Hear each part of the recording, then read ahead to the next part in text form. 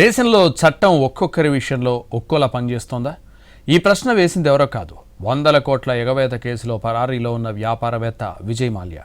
రుణాల రికవరీ విషయంలో తనకో న్యాయం, జీ గ్రూప్ అధినేత సుభాష్ చంద్రకు ఓ న్యాయమా అని మాల్యా ప్రశ్నిస్తున్నారు. ఆయన చేసిన ఆరోపణలు సంచలనం రేపుతున్నాయి. బ్యాంకులకు వేల కోట్లు ఎగవేసి దేశం వదిలి పారిపోయిన వ్యాపారవేత్త విజయ్ మాల్యా తనకు అన్యాయం జరిగింది అంటున్నారు. దేశంలో చాలా మంది బకాయిదారులు మాత్రం తమ అప్పులను అతి తక్కువ భారాన్ని చెల్లించి సెటిల్ చేసుకుంటున్నారని, తన నుంచి మాత్రం రెట్టింపు వసూలు చేశారని ఆరోపిస్తున్నారు. ఇదేనా భారతీయ రుణ పరిష్కార వ్యవస్థ అందించే న్యాయమంటూ వ్యంగ్యంగా ప్రశ్నించారు. జీ మీడియా అధినేత సుభాష్ చంద్ర దివాలా వ్యవహారంలో నేషనల్ కంపెనీ లా ట్రిబ్యునల్ ఇచ్చిన తీర్పును మాల్యా ప్రస్తావించారు.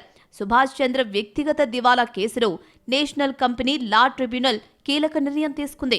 బ్యాంకులకు, రుణ సంస్థలకు బకాయి ఉన్న 22,006 కోట్లకు పైగా రుణాలకు బదులుగా కేవలం 6.5 కోట్లు చెల్లించి పరిష్కరించుకునే రీపేమెంట్ ప్లాన్ను ట్రిబ్యునల్ ఆమోదించింది.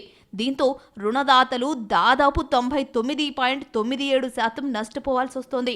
అంటే క్లెయిమ్ చేసిన ప్రతి 100 రూపాయలకు సుమారు 3 పైసలు మాత్రమే తిరిగొచ్చే పరిస్థితి ఏర్పడింది. సుభాష్ చంద్ర ప్రతిపాదించిన రీపేమెంట్ ప్లాన్కు 2024 నవంబర్లో జరిగిన రుణదాతల ఓటింగ్లో 80.814% ఓటింగ్ షేరు మద్దతు లభించింది. అయితే LIC housing finance, HDFC bank, axis bank, Canara bank, RBL bank, union bank ఈ ప్రతిపాదనను వ్యతిరేకించాయి. వ్యతిరేకించిన రుణదాతల ఓటింగ్ వాటా మాత్రం 20% కంటే తక్కువగా ఉంది. ఈ వ్యవహారంలో ఎల్ఐసి హౌసింగ్ ఫైనాన్స్ ఎక్కువగా నష్టపోతోంది.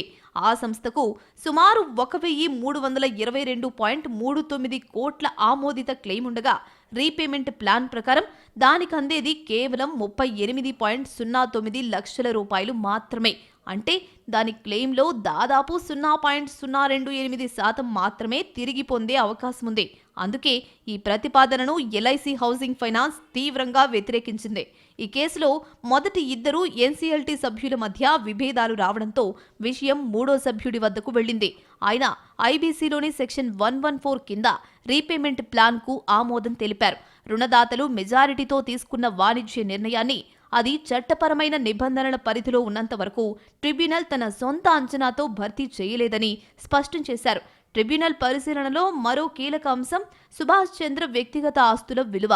రీపేమెంట్ ప్లాన్లో ప్రతిపాదించిన మొత్తంతో పోలిస్తే ఆయన ఆస్తుల నుంచి వచ్చే రికవరీ పరిమితంగానే ఉంటుందని ఎన్సీఎల్టీ తెలిపింది.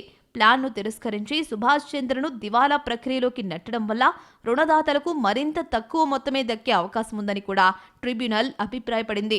ఎన్ఎల్సీటీ తీర్పును తప్పుబడుతున్నారు విజయ్ మాల్యా.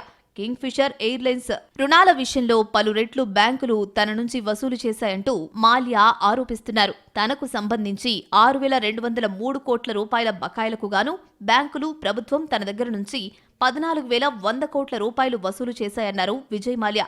అంటే అప్పు కంటే రెట్టింపు మొత్తాన్ని బ్యాంకులు, ప్రభుత్వం రికవరీ చేసుకున్నాయని మాల్యా చెబుతున్నారు.